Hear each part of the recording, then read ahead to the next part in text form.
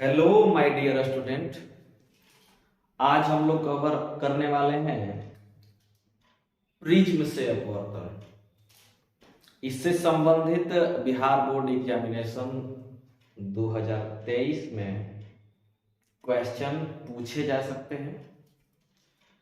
तो आइए इस टॉपिक को कवर करते हैं। प्रिज्म से अपवर्तन।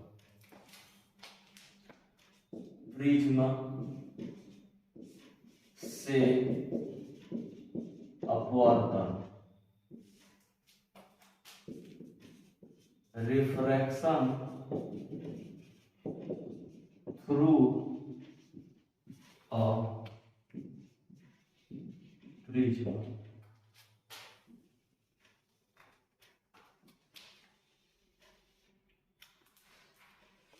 तो सबसे पहले प्रिज्म की चर्चा कर लेते हैं। प्रिज्म कांच का बना हुआ एक अपवर्तक सतह है जिसका दो साइड त्रिभुज होता है तथा तीन साइड आयताकार होता है। ऐसा मैं क्यों बोल रहा हूं, आइए देखते हैं। ये सामने से आप देख रहे हैं प्रिज्म, ये सामने दिखाई देता है प्रिज्म के, और इसके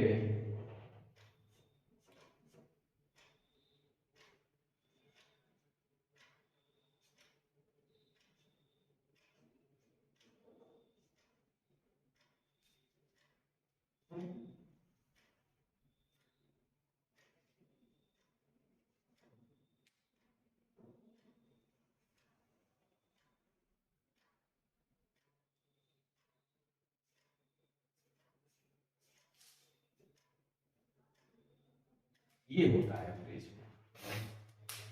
ये प्रिज्म आप देख पा रहे होंगे। इसका ये वाला सतह आगे की तरफ जो दिख रहा है वो होता है त्रिभुज, और इसके बैक साइड में है वो भी त्रिभुज। और ये जो सतह दिख रहा है आपको, ये और ये वाला और ये नीचे का और इस साइड का और उस साइड का, ये तीनों जो सतह होता है वो आयताकार होता है। तो इस सतह से हमको क्या करना है कि एक प्रकाश की किरण को अपवर्तित कराना है, और अपवर्तित कराने के बाद उससे संबंधित जो डेरिवेशन है उसको हमें देखना है। तो ये तो होता है प्रिज्म का बनावट। हमको इस तरफ के साइड से और इस तरफ के साइड से कोई मतलब नहीं है, और नीचे की साइड से भी कोई मतलब नहीं है। हमें जब भी हम प्रकाश की किरण गुजारेंगे तो इस सतह से गुजारेंगे तो इधर निर्गत किरण निकलेगी, या तो इस साइड से गुजारेंगे तो इस तरफ इसका निर्गत किरण निकलेगा। तो ये बेसिक चित्र है प्रिज्म का। आइए देखते हैं प्रिज्म से अपवर्तन। इसको हटाते हैं।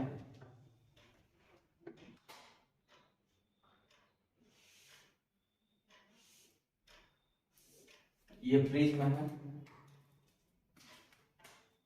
इसका साइड है ABC। हमको इसके दो साइड से मतलब है।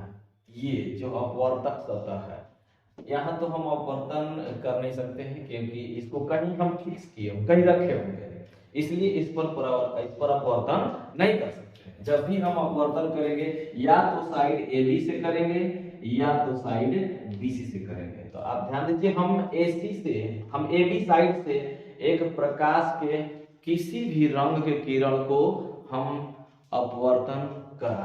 आइए, तो चूंकि ये जो माध्यम है वो माध्यम विरल है, ये कांच का बना हुआ है, इसलिए माध्यम सघन है। इस बात को आपको ध्यान में रखना है।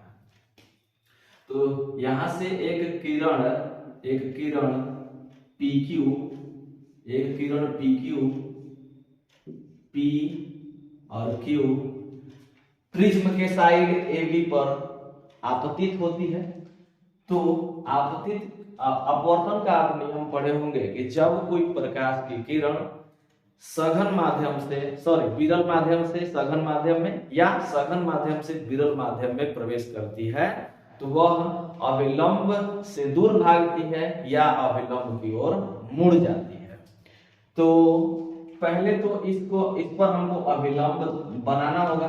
तो अभिलंब हम सतह का लेंगे, ठीक है, अभिलंब हम इसके सतह का बनाएंगे। तो इस सतह का अभिलंब, इस सतह का अभिलंब,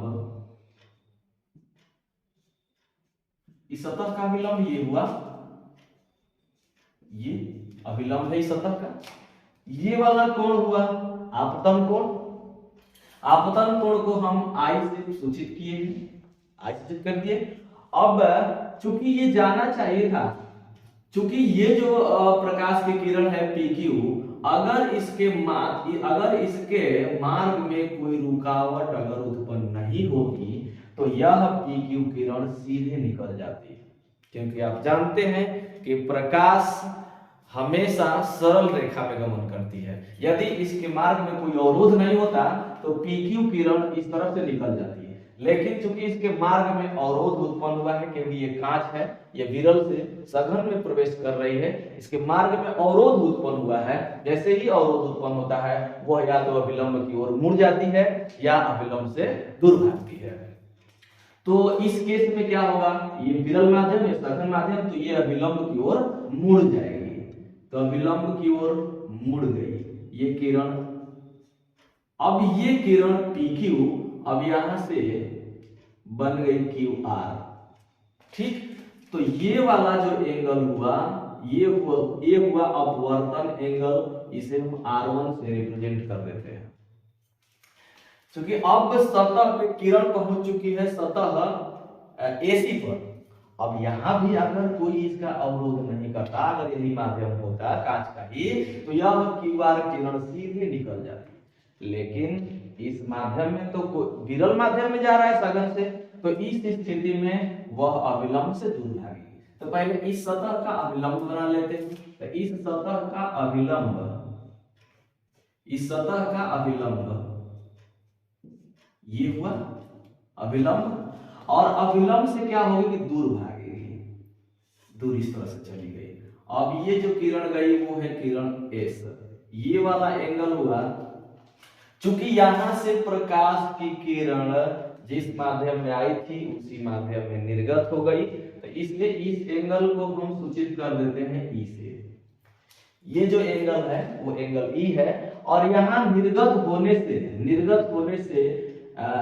से पहले यह किरण यहां पर R2 कोण बना रही है, अभिलंब के साथ R2 कोण बना रही है।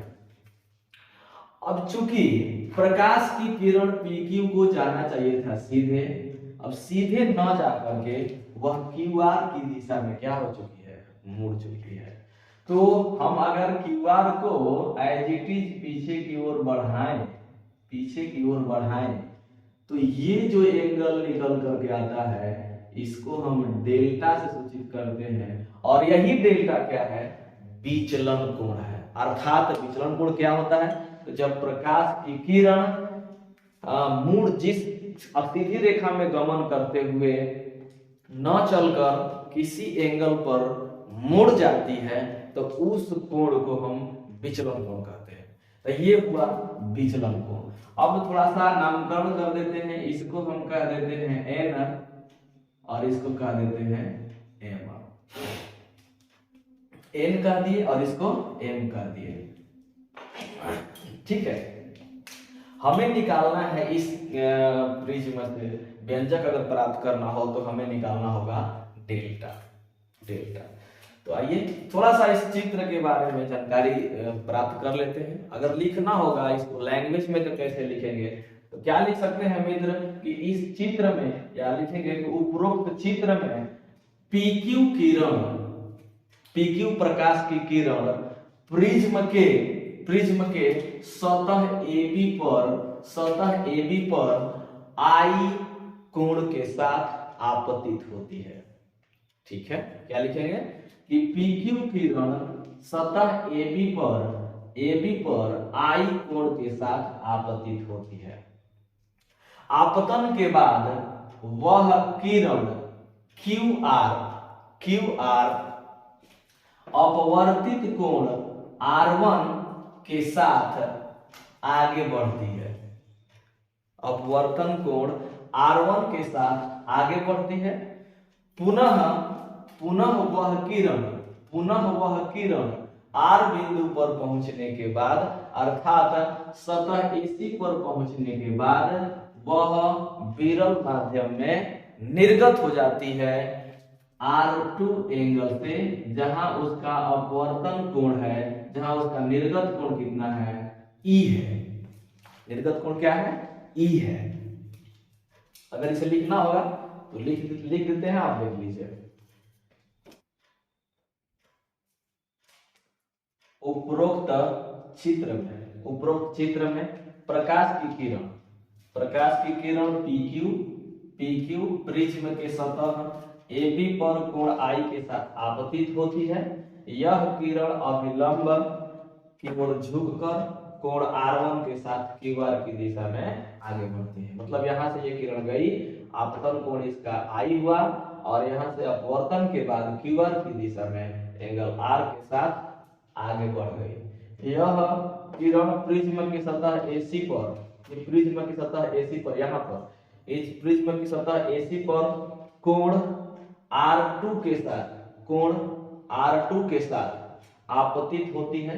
इस सतह पर R2 के साथ आपतित होती है तथा कोण E से अभिलंब से दूर हटकर RS निर्गत हो जाती है, मतलब बाहर की ओर निकल जाती है। नोट कर लीजिए फटाफट इसको, क्या करते हैं। इस चित्र को देखिएगा तो ये जो चित्र है, इस चित्र में ये इस AB सतह पर और ये AC सतह पर ये अभिलंब है। ये जब अभिलंब है तो ये वाला एंगल टोटल कितना होगा, 90 होगा। यहाँ भी कितना होगा, एंगल 90 होगा।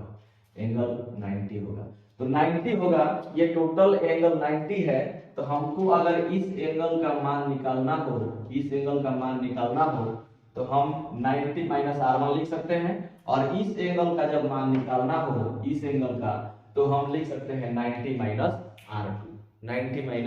R2। जब इस त्रिभुज की बात करते हैं, ऊपर की त्रिभुज AQR में,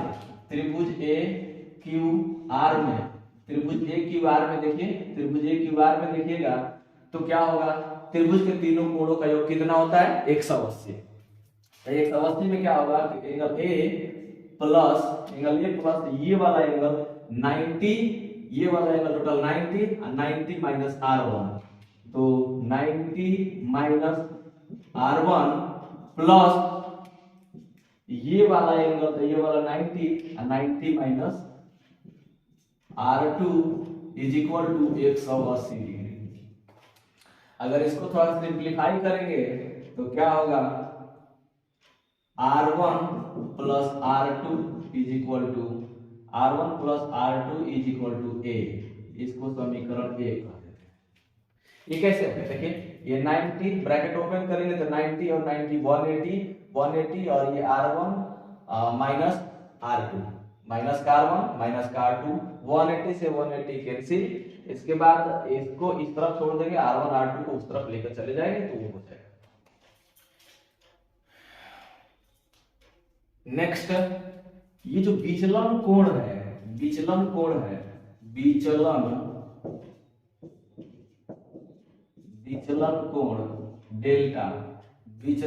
डेल्टा का अगर मान निकालना चाहें तो विचलन कोण, ये जो त्रिभुज का बाहर का कोण है, त्रिभुज के बाहर का कोण है, तो त्रिभुज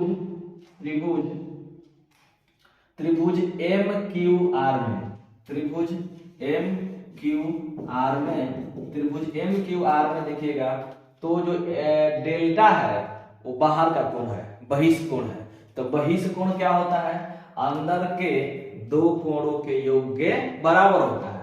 तो क्या हो जाएगा, अंदर के दो कोण कौन, ये वाला कोण, ये कोण और इस कोण के योग के बराबर हो जाएगा। अर्थात delta is equal to angle MQR plus angle MRQ angle M R Q, M R Q. अब हम एम क्यू आर और एम आर क्यू का मान अगर निकालना चाहें तो आप देखिए थोड़ा सा कि angle M Q R is equal to ये वाला जो एंगल है, एक मिनट कलर चेंज करते हैं, ये वाला जो एंगल है इसका मान निकालने के लिए इस चित्र को ध्यान से देखिए तो ये आपतन कोण, ये आपतन कोण ये इधर से अभिलंब है, ये इधर से सीधे गया है, सीधे गया तो दो रेखा जब एक दूसरे को काटती है तो इसके आमने सामने का कोण बराबर होता है, अर्थात ये वाला एंगल आई ये इसके बराबर होगा, अर्थात ये भी आई, तो I माइनस R1 लिख देंगे तो काम चल जाएगा। उसी तरह जब हमको मान निकालना होगा एंगल एम आर क्यू का तो हम कह देंगे कि एंगल ई ये टोटल बराबर हो जाएगा ई के, तो ई में से R2 घटा देंगे तो ये वाला एंगल निकल जाएगा। तो M Q R is equal to angle I minus R1 तथा angle M R Q is equal to E minus R2। अब इन दोनों के मान को यहां पुट करेंगे तो क्या निकल कर के आएगा, delta is equal to I minus R1 plus E minus R2। इसको थोड़ा सा सिंप्लीफाई करें तो क्या आएगा, I plus E minus R1 plus R2।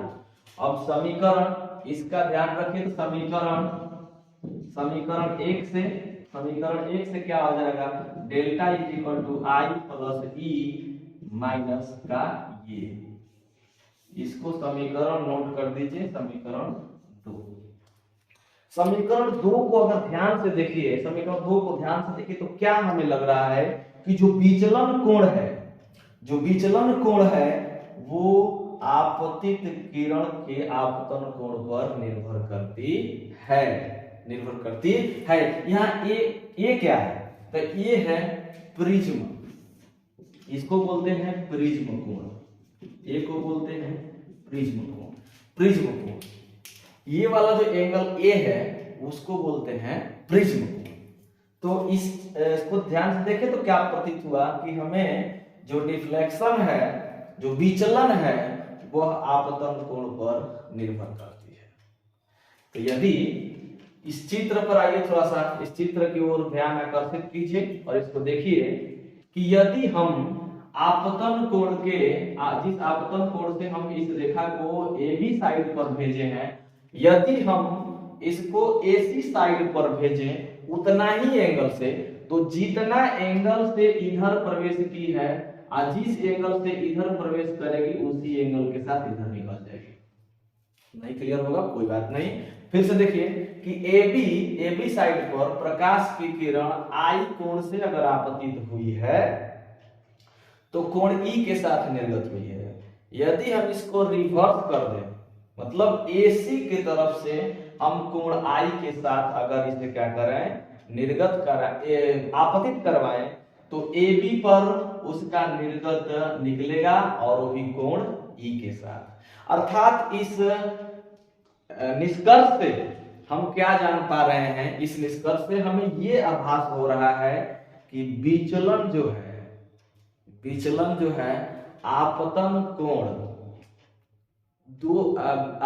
कोण पर निर्भर करता है और आपतन कोण के दो मान विचलन कोण को दर्शाता है, अर्थात एक इधर से और एक इधर से। तो इसके लिए यदि हम ग्राफ खींचे विचलन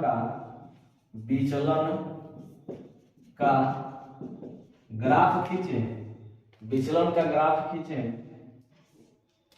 ये विचलन और ये वाला एंगल I, तो विचलन का ग्राफ खींचेंगे तो विचलन का ग्राफ हमें इस तरह से प्राप्त होता है, इस तरह से प्राप्त हुआ, अर्थात यहाँ विचलन कितना है, मैक्सिमम है, बहुत ज्यादा है।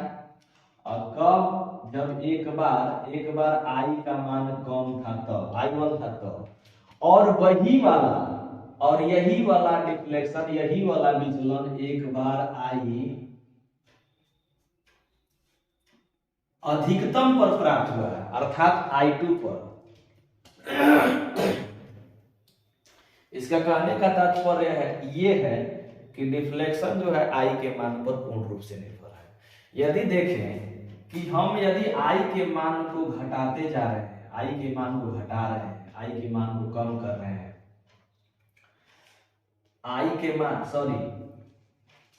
यदि हम I के मान को इधर आगे बढ़ाते जाएं, यदि I के मान को आगे बढ़ाते जाएं तो एक समय ऐसा आएगा कि विचलन मिनिमम हो जाएगा, विचलन मिनिमम हो जाएगा। और फिर उस मिनिमम के बाद जैसे जैसे बढ़ाते जाएंगे तो विचलन कोण बढ़ता जाएगा।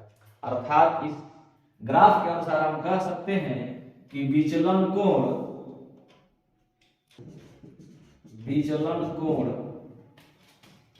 आपतन कोण बढ़ाने पर घटता है, फिर बढ़ता है, फिर बढ़ता है। आपतन विचलन कोण, आपतन कोण बढ़ाने पर घटता है, फिर बढ़ता है। एक घटेगा बढ़ेगा, तो एक ऐसी स्थिति आएगी, एक ऐसी स्थिति आएगी जिस स्थिति में डिफ्लेक्शन अर्थात विचलन क्या होगा, मिनिमम होगा। तो विचलन मिनिमम होगा, यहाँ पे विचलन क्या होगा, मिनिमम होगा, विचलन मिनिमम होगा।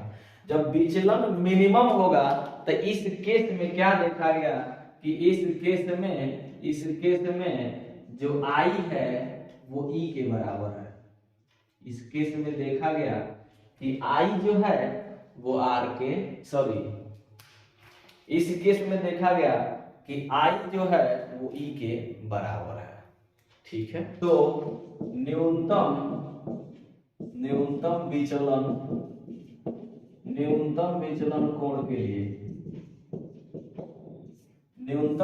कोण के लिए क्या देखें कि I जो है वो E के बराबर है तथा डिफ्लेक्शन जो है वो डिफ्लेक्शन मिनिमम के बराबर है, डिफ्लेक्शन मिनिमम के बराबर है। तो समीकरण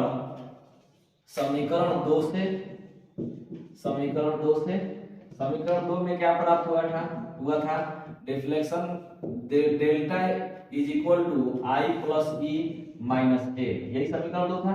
इस समीकरण 2 में ये मान रखिएगा तो ये हो जाएगा deflection minimum is equal to I plus I minus A। तो यहां से क्या प्राप्त होगा 2I माइनस A। यहां से अगर हम I की वैल्यू निकालना चाहें तो I इज इक्वल टू क्या प्राप्त होगा, I इज इक्वल टू प्राप्त होगा, देखिए इसको इस तरफ छोड़ देते हैं, इसको इस तरफ लेकर के आते हैं तो पॉजिटिव में और बाई 2, तो delta minimum plus A by 2, इसको समीकरण 3 कर दीजिए। ये समीकरण 3 हो गया। और जब जिस स्थिति में विचलन कोण मिनिमम होता है, विचलन कोण मिनिमम होता है, उसी स्थिति में इस स्थिति में क्या होता है, इस स्थिति में R1 बराबर R2, जब R1 R2 के बराबर हो जाएगा तो इन दोनों को हम सम्मिलित रूप से R लिख देते हैं, सम्मिलित रूप से R लिख देते हैं। तो समीकरण 1 क्या था, समीकरण 1 था R1 plus R2 is equal to A। जब ये दोनों बराबर हो गए तो R plus R is equal to A, अतः 2R is equal to A, then R is equal to A by 2, R is equal to A by 2। Note कीजिए जल्दी से।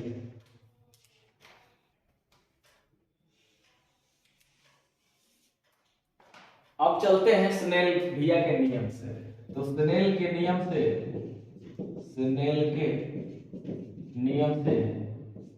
स्नेल का नियम क्या है, स्नेल का नियम है mu is equal to sine I बटा में sine R, sine I is equal to sine are.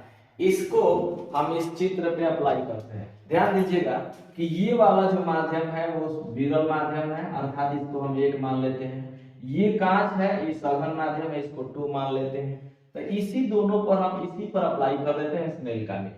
Snail का नियम जब अप्लाई करेंगे तो इसको हम लिख सकते हैं, चूंकि ये 1 माध्यम है, ये दूसरा माध्यम है, तो दूसरे माध्यम का अपवर्तनांक पहले के सापेक्ष अर्थात 2 1 पहले दूसरे माध्यम का अपवर्तनांक पहले माध्यम के सापेक्ष। ठीक है, तो यहाँ क्या हो जाएगा, साइन आई बटा में आर।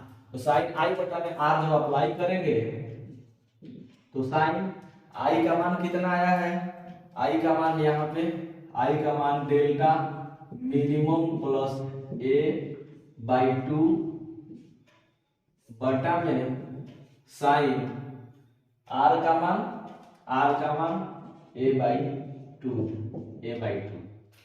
ये आ गया अपवर्तनांक माध्यम का। ठीक, दूसरे माध्यम का पहले माध्यम के सापेक्ष, इसमें केस अप्लाई कर देते हैं। केस में क्या कहते हैं कि यदि थीटा जो है, यदि थीटा बहुत छोटा है,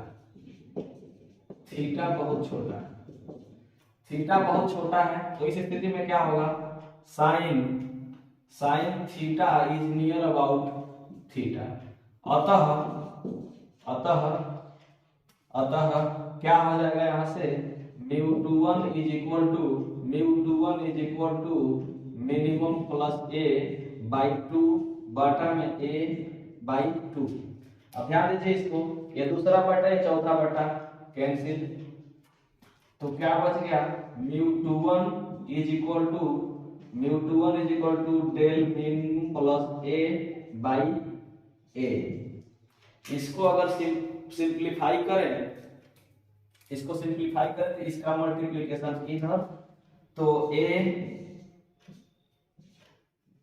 ये 1 μ2 is equal to delta minimum plus A. अगर इसको और सिंप्लीफाई करें तो delta minimum is equal to, इसको इस तरफ लेकर के आएंगे तो ये हो जाएगा ए 1 μ2 माइनस ए। अगर ए कॉमन कर देंगे तो ए कॉमन हो जाएगा, यहाँ बचेगा 1 μ2 माइनस 1। यही हमारा क्या है, विचलन कोण है, विचलन का मान। ये कब है कि जब कोण का मान बहुत छोटा है तब। आई होप कि आप इस प्रिज्म से अपवर्तन को अच्छे से समझ पाए होंगे। अब आप लोग हमारे कमेंट बॉक्स में ये बताइए कि आपको किस टॉपिक पे वीडियो चाहिए। 12वीं क्लास के फिजिक्स से संबंधित आप किस टॉपिक पे वीडियो देखना चाहते हैं। मैं कोशिश करूंगा कि आपके उस टॉपिक को वीडियो के माध्यम से क्लियर कराऊं।